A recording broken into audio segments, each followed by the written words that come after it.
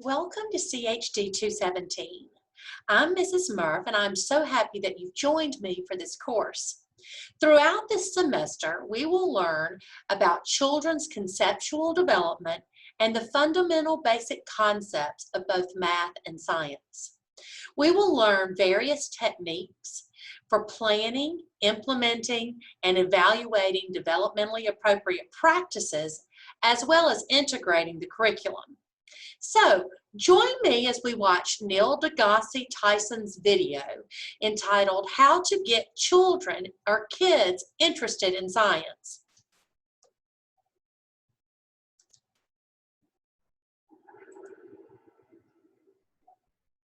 Yeah, because kids are born scientists.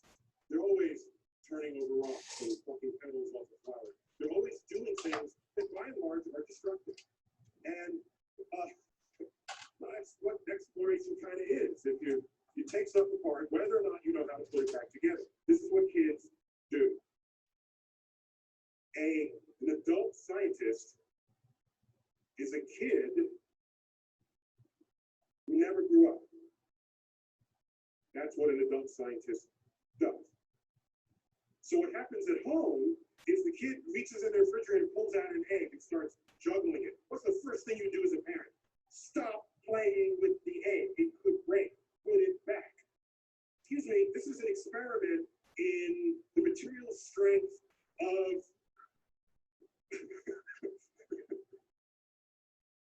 let the kid find out that when it drops, it breaks. This is a physics experiment.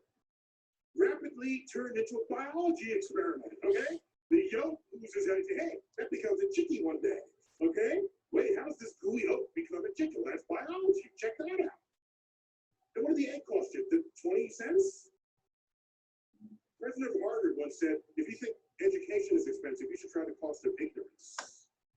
So we don't have enough parents who understand or know how to value the inquisitive nature of their own kids because they want to keep order in their household. Kids go into the kitchen and pull out all the pots and pans and start banging on it. What's the first thing you say as a parent? Stop making all that noise. Stop the racket. You're getting the pots and pans dirty. You just squashed an entire experiment in acoustics. So, I'm not worried about kids. People say, what can I do to get my kids interested in science? They're already interested in science. You're the one who's the problem. So, almost my entire professional energy is focused on adults because they outnumber kids. They vote. They run the world. They wield opportunities. Kids will be fun.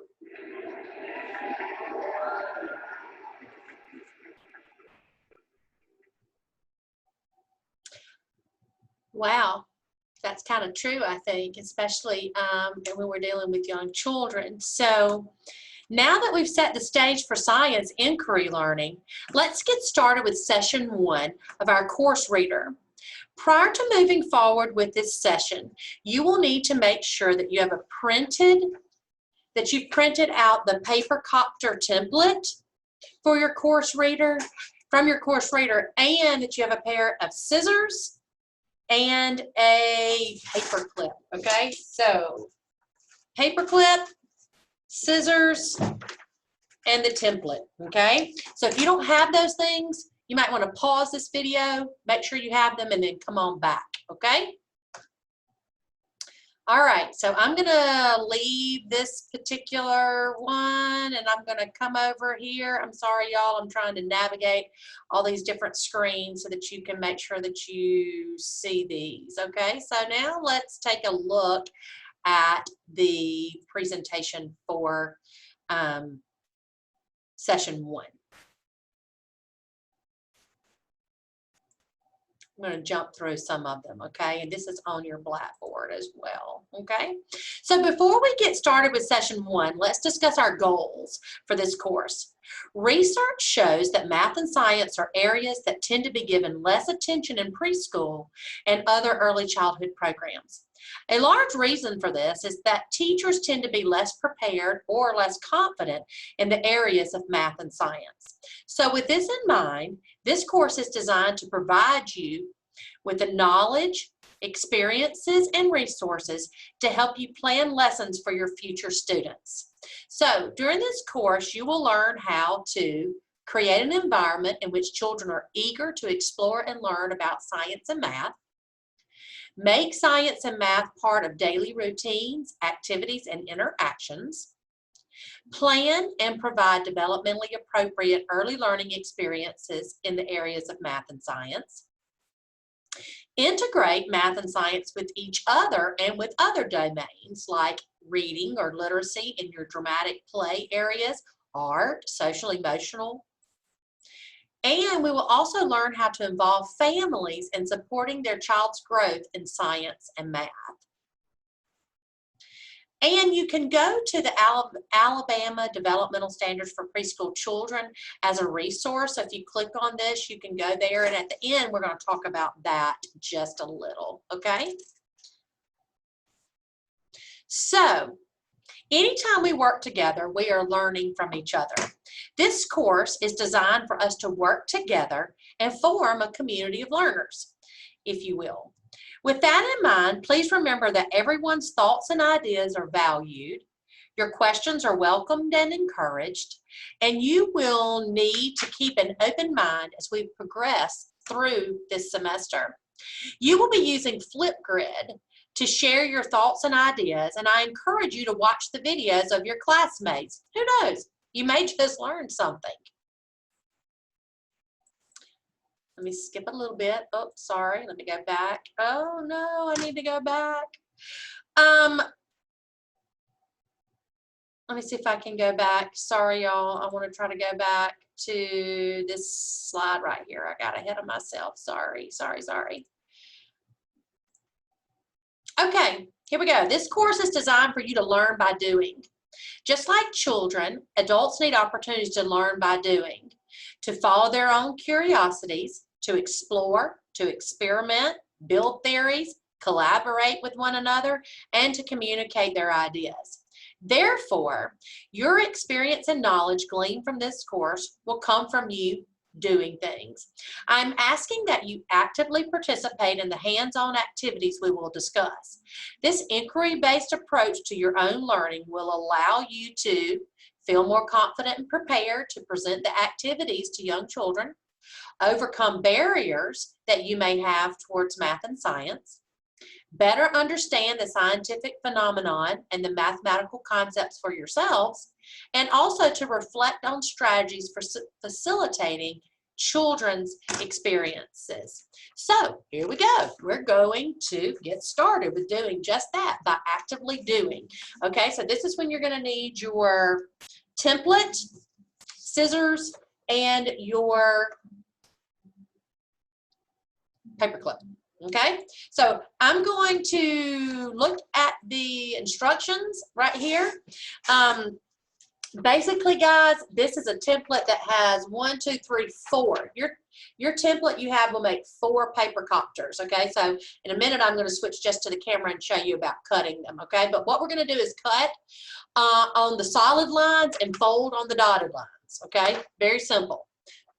Cut on the solids and fold on the dotted lines. And then we're going to put the paper clip on the bottom and we're going to hold it up high and watch as the paper copter comes down. Okay, so I'm going to see if I can leave this slide for just a second, and I am going to go back to just my camera. So let me see how to do that. Hold on just a second. Let me just go to just my camera. So I can't because that thing is in my way. That little thing is in my way. Okay, so let me see if there's a way that I can come here and go to my screen. That's doing the same thing right there.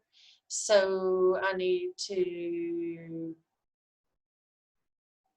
let me X these off, I think. And then that way, maybe you will just see me. I don't know. No. I need to just show the camera. Just need to see the camera.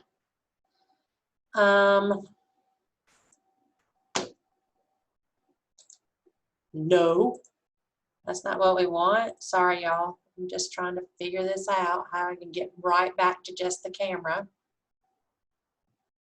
Okay, well, anyway, this is what we're going to do because I can't get it to the camera, okay?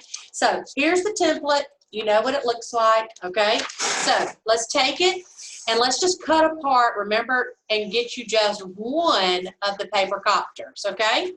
So now you should only have a sheet that looks just like this, remember? Okay, now, remember I said we're going to cut on the solid lines, fold on the dotted. So, and you'll see that there's a pair of scissors. You see that right there? Okay, so let's cut on that all the way down to that small line. So you want to leave it like this, you see? I didn't cut all the way. Now, the other two solid lines are right down here coming from the sides, okay? And they're very short. You see them? Right here where my finger is, okay? So I'm going to cut on either side of that, and I'm going to cut to the dotted line. I'm going to flip around, and I'm going to cut to the dotted line, okay? Now, so that it looks like this, you see? See how I cut those? Now, you're going to fold in the C flap on the dotted line, and you're going to fold in the D flap on the dotted line, okay? See that? I did that, okay? Now, since we folded them in, let's go ahead and take our paper clip, and we're going to put our paper clip on so that it holds the C and D flaps back. You see how I did that? Okay? Now, we're going to fold A flap towards me and B flap away from me, okay? So now, you see how it looks like wings of a helicopter? Now, I don't know if you're going to be able to see this or not, okay? But I'm going to back up a little bit, and you're going to need to stand up really high, hold up your paper copter, and then let it come down. I bet you caught a glimpse of my paper copter in the screen. So there it goes. If you notice, as you were letting your paper copter go, it began to spin. And so my wonder is if this paper clip has anything to do with the speed of how the paper copter fell, but also the way it spun. Okay, so I think that's something that we should think about just a little and look at, okay? So there was the paper copter. What'd you think about it? Do you think kids would be interested in doing that? I bet that they would. I bet they would like to probably color it, make it colorful. I bet you could, if you noticed, it turned this way as it was coming down. So what can we do to make it spin possibly in the other direction? These would be questions that we would ask children, like these open-ended type questions. How did your paper cup, did it fall fast? Did it fall slowly? Did it spin, or did it just come straight down? Okay, these are the dialogue that we would have with children, and then we would see what could we do to possibly change it. What would happen if we put two paper clips on? Maybe that's something you ought to try. What if you scooted your paper clip over just on D and you put another paper clip over on the C side? What would happen if it were weighted down even more by two paper clips? Do you think that the paper clips had something to do with the speed of the way it came down? Look, I'm using a big clip and a little clip. What would happen if I used two big clips or two little clips? Okay, those are experiments that we would want to do. All right, so I'm going to jump out of this screen and I'm going to go over and show you something else that I want you to watch. Okay.